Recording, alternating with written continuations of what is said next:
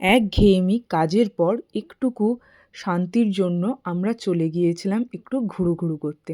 তো আমরা গিয়েছিলাম বেনারস ৩ দিন আর ২ রাতের জন্য।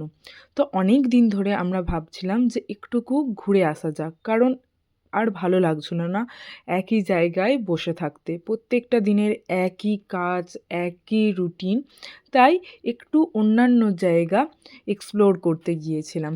আর আমার মনে হয় যে মানুষের একটুকু অন্যান্য জায়গা এক্সপ্লোর করা উচিত। তবে মনও ভালো থাকবে আর একঘেয়েমি জীবন থেকে মুক্তি পাবে। তাই আমরা কিছুদিনের মধ্যেই ট্রেনের টিকিট বুক করে নিই। তো আমরা হাওড়া থেকে ট্রেনে উঠবো বেনারস যাওয়ার জন্য। তার জন্য আরামবাগ থেকে ট্রেন নিয়ে নিয়েছি হাওড়া অবধি যাওয়ার জন্য।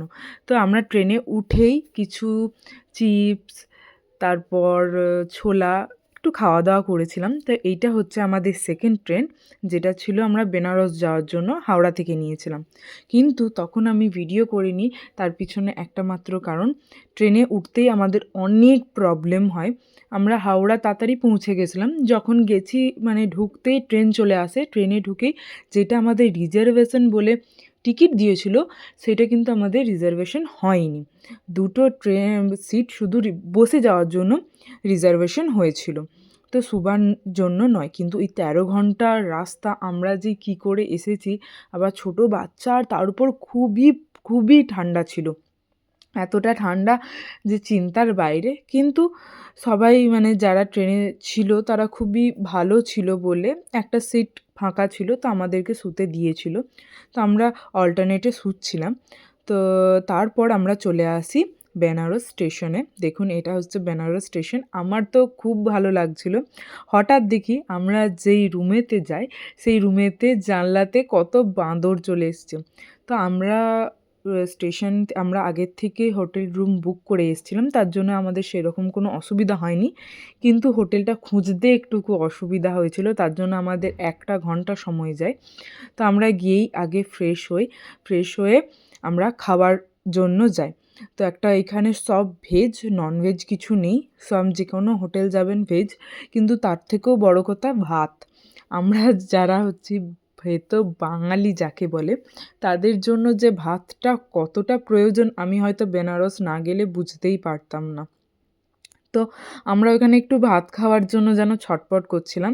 তো তবুও আমরা যেই হোটেলটাতে ছিলাম, সেই হোটেলের পাশেই একটা ভেজ হোটেল ছিল যেখানে ভাত পাওয়া যাচ্ছিল। তো সেই দিনটা আমরা সেখানেই খেয়েছিলাম।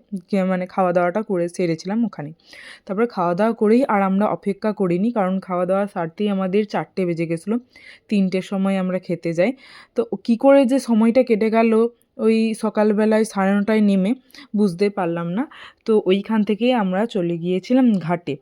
কারণ আমরা সেই দিনই ভেবেছিলাম যে গঙ্গা আরতি সেই দিনই দেখব, আর নৌকা ভ্রমণটাও সেই দিনই সেরে নেব।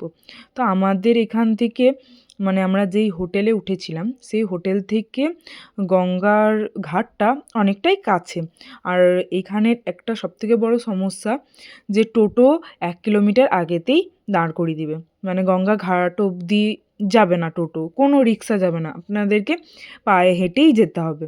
আর যারা অসুস্থ আছে তাদের জন্য একটা আছে স্ট্রেচারের মতন, তো সেখানে করে যেতে পারবে। মানে যারা হাঁটতে পারে না, খুব বয়স্ক তাদের জন্য।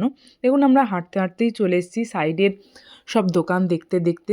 কত দোকান, কত ধরনের, মানে আমার তো দেখে যেন খুব ভালো লাগছিল যে গিয়েছি একটা নতুন জায়গা, তো ভালো লাগে যে একটা নতুন জায়গা, একটা জায়গা থেকে এসে আরেকটা জায়গার পরিবেশ দেখবেন ভালো লাগে। তো যখন আমরা এই ঘাটে যাই দেখছি চারিদিকে নৌকা, এত সুন্দর লাগছিল চারিদিকে জল আর জল।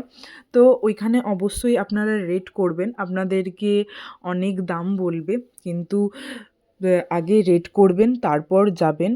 যে কোনো জায়গা যেখানেই যাবেন আগে রেটটা করে নেবেন অবশ্যই, তারপর যাওয়ার চেষ্টা করবেন। কারণ ওখানে উল্টোপাল্টা দাম বলবে আর নাও হতে পারে। তো আমরা রেট করে একটা নৌকাতে চেপেছিলাম। তো আমার মেয়ের হচ্ছে সবথেকে খাওয়ার অসুবিধা হয়েছিল। তো ও কিছু খাচ্ছিল না, তাই আমরা একটা মিয়মারের দোকান থেকে কেক কিনে নিয়েছিলাম যে ও যেতে যেতে খাবে। আমরা ভেবেছিলাম হয়তো অনেকক্ষণ নৌকাতে থাকবো অনেকক্ষণ ঘোরাবে, 40টা ঘাট বলছিল, 40টা ঘাটই নাকি দেখাবে, কিন্তু সেরকম কিছুই দেখায়নি। দুটো ঘাট মানে স্পেসিফিক দুটো ঘাট দেখিয়েই আমাদেরকে ঘুরিয়ে নিয়েছিল, বেশিক্ষণ নয়, জাস্ট বোধহয় আমরা 10-20 মিনিট নৌকাতে গঙ্গাতে ছিলাম, তার বেশিক্ষণ নয়। তো দেখতেই পাচ্ছেন এরপর নৌকাটা আমাদের ছেড়ে দিয়েছে, যাচ্ছিলাম, কিন্তু একটা হয় না একটা মজা, তো আমার খুব মজা হচ্ছিল। আমরা যারা গেছিলাম তাদের সবাই মানে খুব ফুর্তিতে ছিলাম, কিন্তু একটাই বিষয়, মেন বিষয়, আমাকে কেউ ভিডিওই করে দিচ্ছিল না। কেন মানে আমি বলতেও পারছিলাম না, আমার একটু লজ্জাও লাগছিল, আমি সেরকমভাবে তো ব্লগ করি না।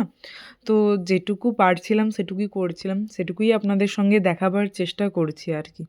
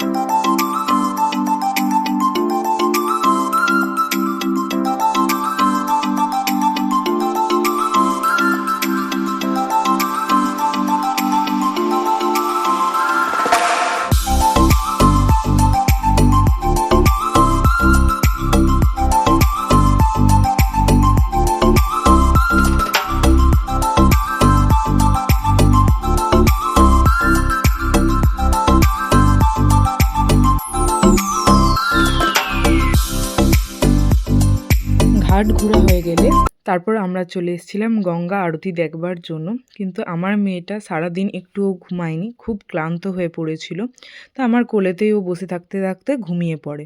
তো গঙ্গা আরতি দেখবার জন্য আবার জায়গা ঘিরে রাখতে হয়, আমরা প্রায় 2.5 ঘন্টা ওইখানে বসেছিলাম, তারপর গঙ্গা আরতি দেখতে পেয়েছি। 4:30 থেকে বসে আছি, তারপর আমরা দেখলাম আস্তে আস্তে 6:10 বা 11-র দিকে পুজো হতে শুরু হলো, তারপর শুরু হয়েছে গঙ্গা আরতি। আপনাদেরকে আমি ক্লিপগুলো শেয়ার করেছি, দেখুন যে কীরকম করে গঙ্গা আরতি করছে।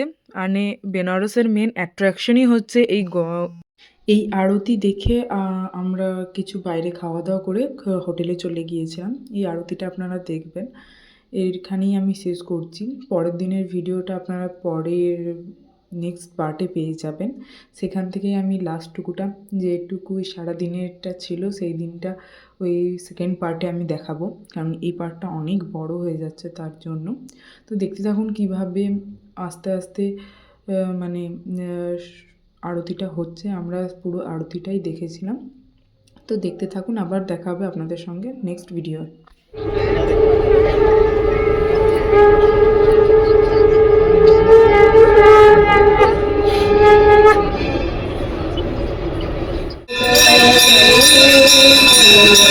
Oh